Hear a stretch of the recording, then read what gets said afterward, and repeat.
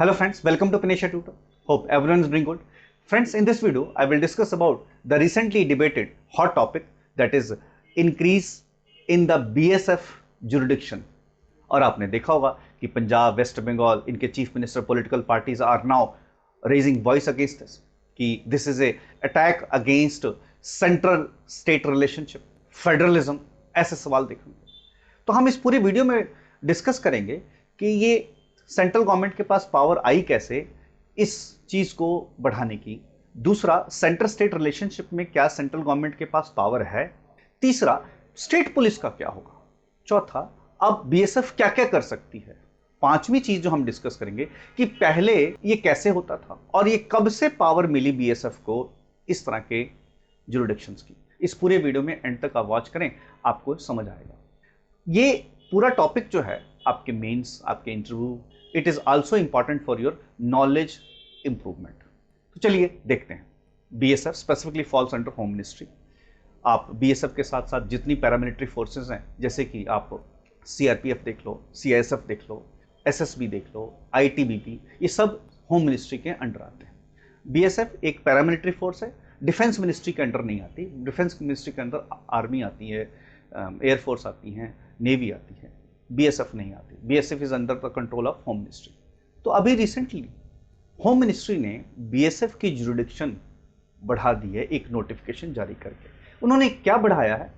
उन्होंने मणिपुर, मिजोरम, त्रिपुरा, नागालैंड, मेघालय, इन स्टेटों में पूरे स्टेट पर बीएसएफ की जुरिडिक्शन है। सेंट्रल गवर्नमेंट ने, स्पेसिफिकली होम मिनिस्ट्री ने, अपने एक नोटिफिकेशन से बीएसएफ की जुरिडिक्शन मणिपुर, मिजोरम, त्रिपुरा, नागालैंड, मेघालय और union territory Jammu and Kashmir and Ladakh में अपनी पावर पूरे इन एरियाज में बढ़ा दी है। एंड जो गुजरात है, राजस्थान है, पंजाब है, बंगाल है, असम है, जो इनका बॉर्डर से लेकर 50 किलोमीटर तक अब बीएसएफ की जुरिडिक्शन कर दी गई है।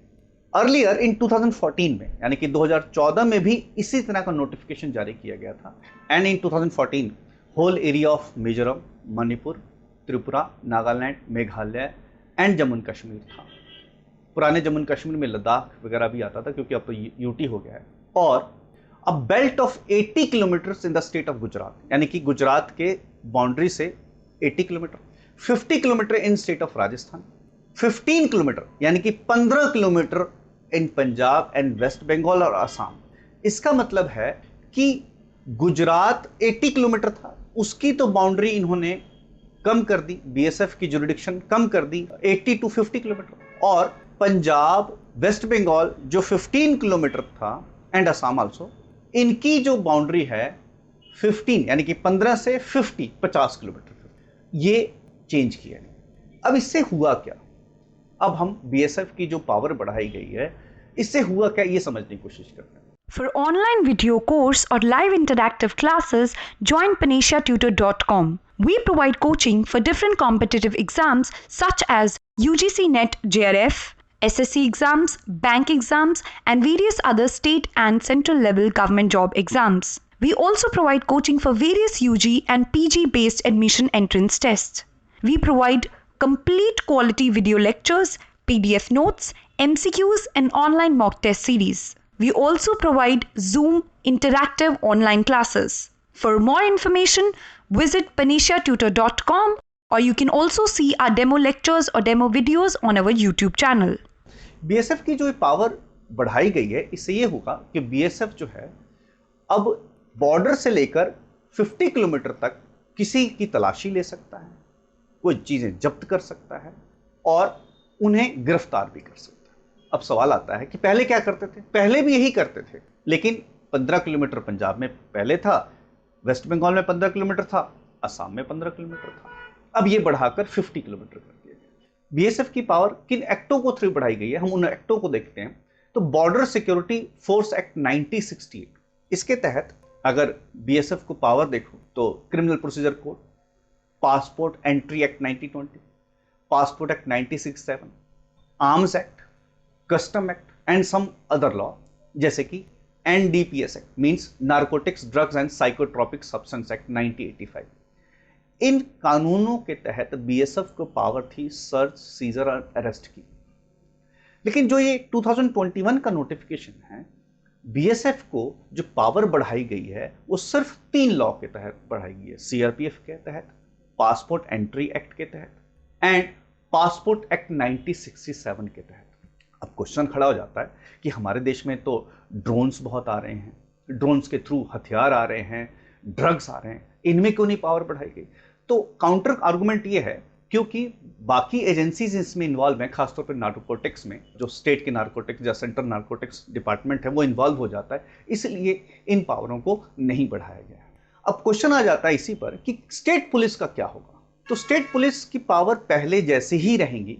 बीएसएफ की power search, seizure and arrest की है, यानी कि वो पकड़ लेंगे, गिरफ्तार कर लेंगे, जब्त कर लेंगे, लेकिन अल्टीमेटली उनको हैंडओवर तो पुलिस को ही करना होगा, क्योंकि बीएसएफ के पास केस चलाने यानी कि प्रोसिक्यूशन की पावर नहीं है। तो आप कह सकते हो कि बीएसएफ की जो पावर है वो सिर्फ सर्च, सीजर एंड अरेस्ट की है, अल्टीमेटली उनको तो हैंडओवर पुलिस को ही करना पड़ेगा। अब इसी के साथ जब हम आगे बढ़ते हैं तो ये पावर क्यों दी गई?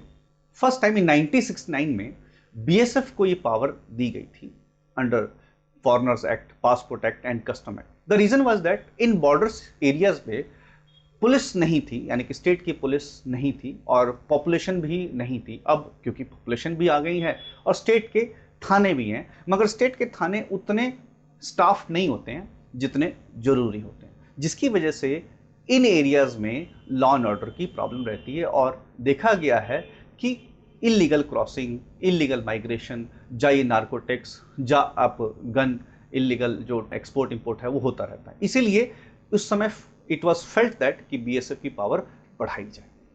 और अब क्यों बढ़ाने की? क्योंकि अब तो माना जा रहा है कि भाई स्टेट की पुलिस भी आ रही है, तो now why they have increase the power. तो कई आर्गुमेंट ये हैं, क्योंकि बीएसएफ का पहले एरिया था जो पंजाब और वेस्ट बंगाल और असम में 15 किलोमीटर था, तो कई बार इनको इन्फॉर्मेशन मिलती थी कि भाई कुछ लोग इलीगली क्रॉस करना चाहते हैं, खासतौर पे वेस्ट बंगाल में, कि भाई 100 काव 200 काव इकट्ठी हो गई हैं, उनको बांग्लादेश में एक्सपोर्ट किया जाएगा। तो जब जाते थे तो उनका एरिया नहीं आता था, लेकिन जब वो वेट करते थे बॉर्डर एरिया पे तो क्या होता था, वो डिस्पर्स हो जाते थे, इधर उधर भाग जाते थे।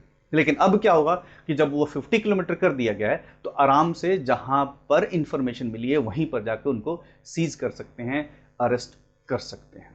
दूसरा आर्गुमेंट ये भी दिया गया है कि क्योंकि पुलिस को आने में टाइम लगता है तो इसलिए ये स्विफ्टली पहुंच सकते हैं और अरेस्ट और सीजर कर सकते हैं, तो ये अल्टीमेटली ये पुलिस को ही हेल्प करेगा, पुलिस की ही मदद करेगा। One more argument that is coated वो ये है कि जो पहले अलग अलग जगह पर, जैसे बंगाल में, पंजाब में, असम में 15 किलोमीटर था, गुजरात में 80 किलोमीटर था, राजस्थान में 50 किलोमीटर था, तो ये यूनिफॉर्मिटी नहीं थी। इस यूनिफॉर्मिटी को लाने के लिए भी इस चेंजेस को इंट्रोड्यूस किया गया है। कई तो आर्गुमेंट ये है कि भाई ड्रोन मैक्सिमम 20 किलोमीटर तक आते हैं तो आपको 50 किलोमीटर करने की क्या जरूरत है, ये भी कई आर्गुमेंट हैं। अब हम अगले कंट्रोवर्शियल क्वेश्चन पे जाते हैं कि फेडरलिज्म का क्या होगा, संघीय जो संस्था है उस पर क्या असर होगा। फ्रेंड्स, इस सिंस 1969 ये चलता आ रहा है। If an I quote some earlier example, तो व्हेन इन 2012 जब पावर बढ़ाई गई थी ड्यूरिंग यूपीए 2 मनमोहन सिंह सरकार के तहत, तो गुजरात के then chief minister Narendra Modi ही ओपनली प्रोटेस्टेड अगेंस्ट दिस। उन्होंने कहा था कि ये स्टेट के अंदर स्टेट बनाने की कवायद चल रही है। अब जब नरेंद्र मोदी खुद प्राइम मिनिस्टर है, जब उनके दौरान ये पावर बढ़ाई गई है, तो जाहिर है प्रोटेस्ट तो होना था। और different political parties are ruling, और वैसे ही ऑपोजिशन काफ़ी डिस्पर्स है, काफ़ी बौखलाया हुआ है, इस केस में तो मामला होना था।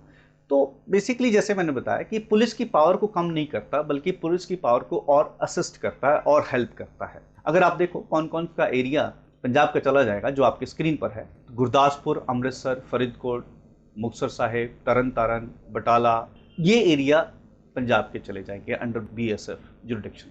और उधर वेस्ट बंगाल में देखें तो मालदा, बनगांव, ढालकोला, इस्लामपुर, अलीपुरद्वार, ये एरिया चले जाएंगे।